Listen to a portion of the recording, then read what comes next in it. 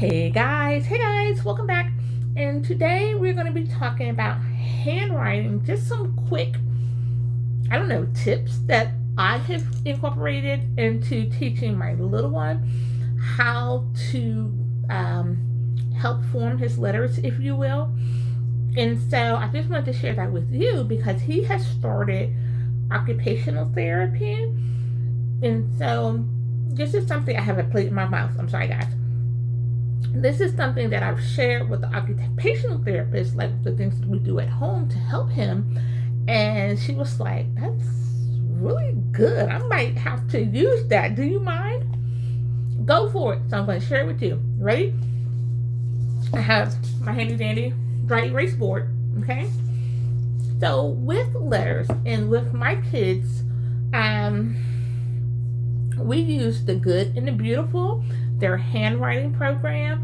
Now, the Good and the Beautiful is a Mormon-based company, and so sometimes you might, if that is not your thing, you definitely want to go through some of their workbooks and curriculum to make sure things are not kind of like out in left field. But I really like their handwriting workbooks. I think they're really good, especially if you're learning cursive. And it's really good. It can be repetitive for little ones if they're doing print, but for cursive, I think it's really easy for a child to pick up cursive with them. So, with that being said, my son knew the basics, but he was still struggling with some stuff, in terms of writing his letters properly.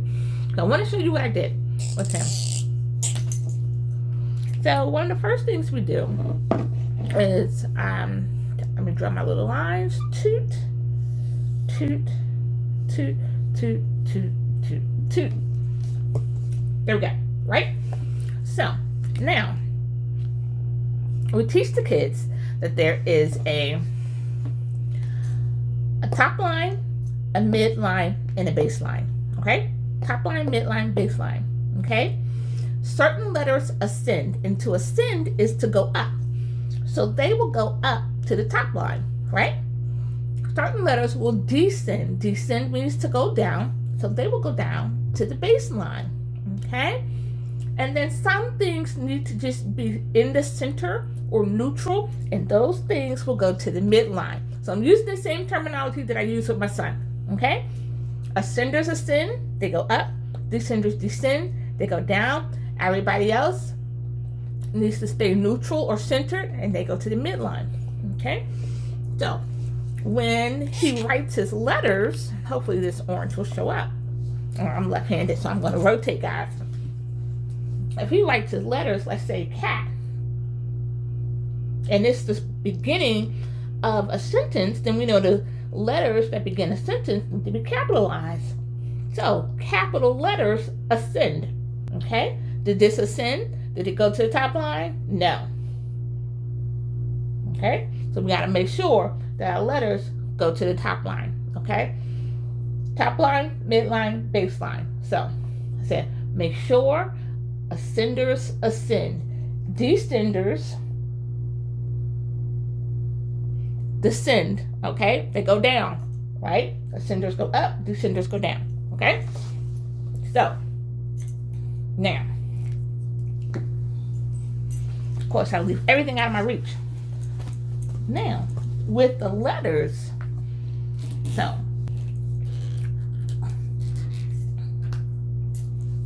I'm gonna draw my lines again.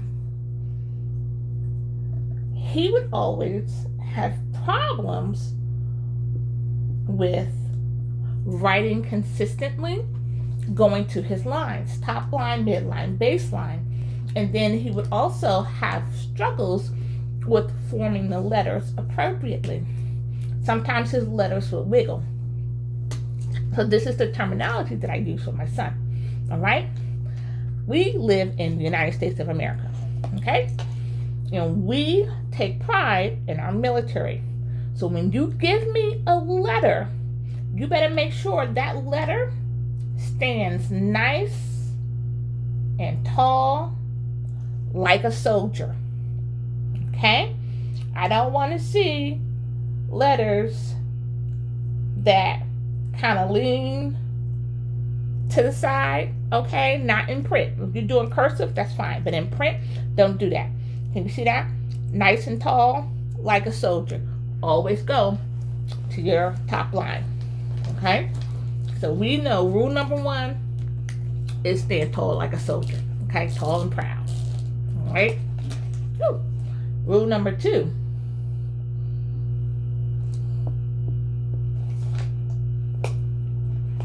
Don't play in the dirt. Rule number 2, don't play in the dirt. So if you have a letter that is not a descender, don't let it get its foot stuck in the dirt, okay? A's go to the midline, right? They don't go below. They're not descenders, okay? So unless you have a descender, don't play in the dirt. Keep your feet out the dirt, okay? And on top of that, or in addition to that, control your emotions. Don't jump for joy. That A is jumping for joy, okay? I need you to self-control your emotions with your letters. Make sure the A goes to the baseline, okay? Don't dig in the dirt. Don't jump for joy. Stand nice and tall like a soldier. So those are the words that I repeat with my son. Nice and tall like a soldier. That's how the letters go, okay? Now watch it. Why does that A have his foot in the dirt, okay? So then he learned how to correct. Make sure only descenders descend. Things that go to the midline stop here at the base, and ascenders ascend or go up to the top line, okay? So, tall like a soldier, check. Don't dig in the dirt, check. Don't jump for joy, check. Your letter should not have the wiggles, okay? So if I see you doing the letter B, it should not look like this. Can y'all see that? It should not look like this, okay? Letters do not have the wiggles. They stand nice and tall and straight, okay? So that's how we stop doing all these wiggly letters, and we start doing this, okay? Yeah, see that? I know. No wiggles, nice and straight, okay? So now, on top of that, what we don't want is, we don't want no gangster lean, okay? We don't want no gangster leaning, all right? So when we go back to that standing nice and tall like a soldier, don't slouch. Our letters don't slouch, okay? Now, if you're doing cursive and you're trying to develop your own cursive style, go for it. But in print, traditional English print, our letters don't slouch to the side. We're going to stand like a soldier, okay? So those are the words and tips that I use with my son, and I have been doing that for about 3 to 4 years now. And so as he is going into and going through, I should say, occupational therapy, his therapist is like, his handwriting is really good. And I'm like, because I've been stand nice and tall like I saw that, when it comes to his handwriting. But we've been consistent with that for about 3 years now. Okay, so my son is 11. He has his challenges with writing. And so I delayed teaching him basic handwriting and letters for several years, okay? Because he wasn't ready. He just wasn't ready to learn how to write, okay? So now that he is 11 and we've been working on it for about 3 years now, 2 to 3 years now, his handwriting is so good. Now the thing is keeping him consistent in it, because when he puts his mind to it, his handwriting is better than most adults, okay? And now we're learning cursive. And his cursive, and even though we just started that, it's really good for first effort, okay?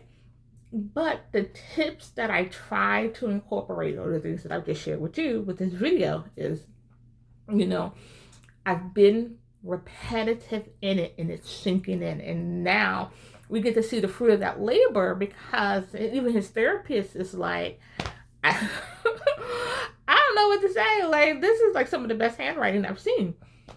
Yay! You don't know the blood, sweat, and tears I've gone through in the years, of him fighting me tooth and nail, and I mean tooth and nail, over handwriting that I just had to stop.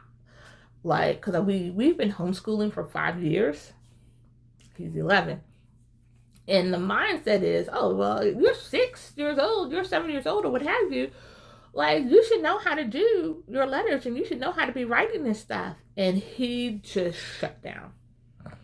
He just shut down, like, in a way I don't think I had ever experienced before. And so, to me, I never want my kids to dislike learning.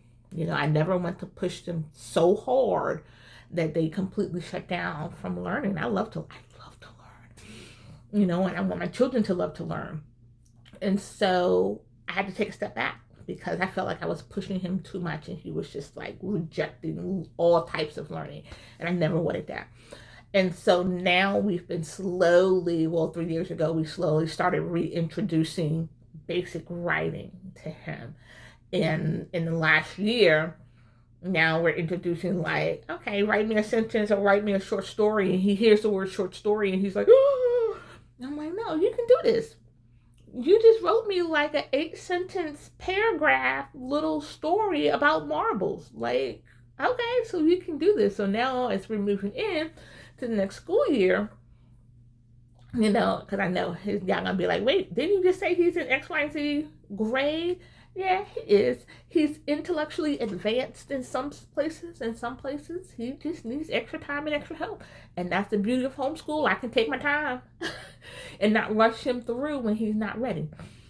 So that's what we've been doing. So now he's at the place where he's writing sentences. He's doing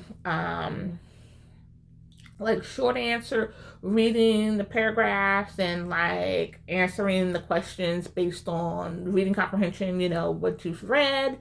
And now we're moving into, in this upcoming school year, now write for me, like really write for me. Here are a list of topics, and then write. And sometimes he gets analysis paralysis, like, I don't know what to choose. Do I choose 1, 2, or 3?